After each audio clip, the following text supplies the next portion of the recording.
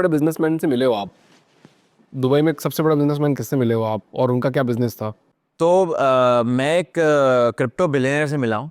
And उनका crypto portfolio anywhere around 38 billion dollars के आसपास है। $38 बिलियन? 38 बिलियन डॉलर, $1 बिलियन होता है 8,000 करोड़, तो उसको आप मल्टीप्लाई कर लो टाइम्स 38।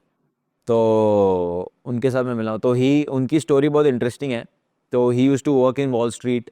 वॉल स्ट्रीट में वो काम करते थे as a broker, I think. And उनको एक ट्रांजैक्शन ऐसे ट्रांजैक्शन उन्होंने करवाई किसी के बीच में, और उनको पेमेंट बिटकॉइन में मिल गई।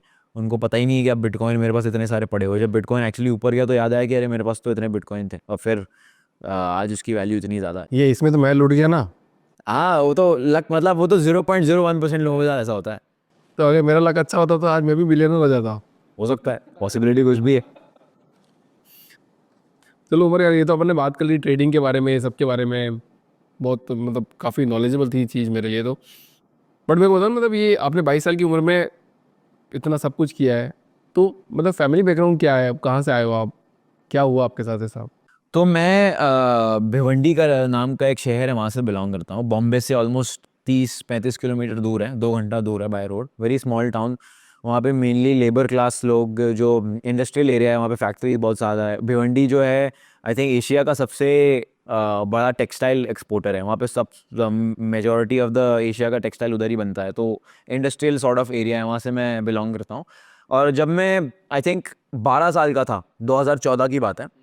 2014 में मेरे फादर का बाहर अफेयर चल रहा था। एंड जब मेरी मम्मी ने उनको कन्फ्रंट किया तो बहुत ज़्यादा वायलेंस हुआ घर में। वो सारी चीज़ें मैंने देखी। फिर उसके बाद हमें घर से निकाल दिया गया। हम लोगों ने घर छोड़ के चले गए, बिकॉज हमको फादर के साथ रहना नहीं था।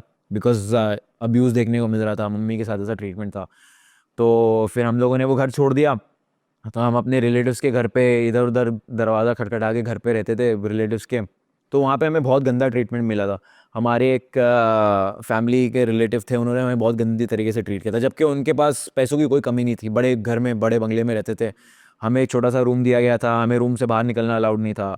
हमें घर का बचा हुआ खाना मिलता था। हमें कभी कभी, अब वो उस रूम में बाथरूम नहीं था, तो हमें बाहर का बाथरूम भी यूज़ करने नहीं देते थे कभी कभी। बहुत घटिया एक्सक्यूजेस थी कि अभी काम चल रहा है, ये हो रहा है, वो हो रहा है। तो बहुत गंदा ट्रीटमेंट देखने को मिला था द वेरी यंग एज।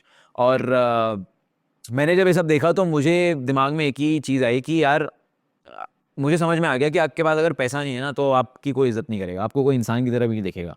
और मेन रीज़न मेरा ये था कि मुझे मेरी मम्मी को ऐसे ट्रीटमेंट झेलते हुए नहीं देखना था कभी। तो मैंने डिसाइड कर लिया था कि जो करना पड़े मैं कर लूँगा, but I will make sure कि आज के बाद मुझे और मेरी मम्मी को कोई ऐसे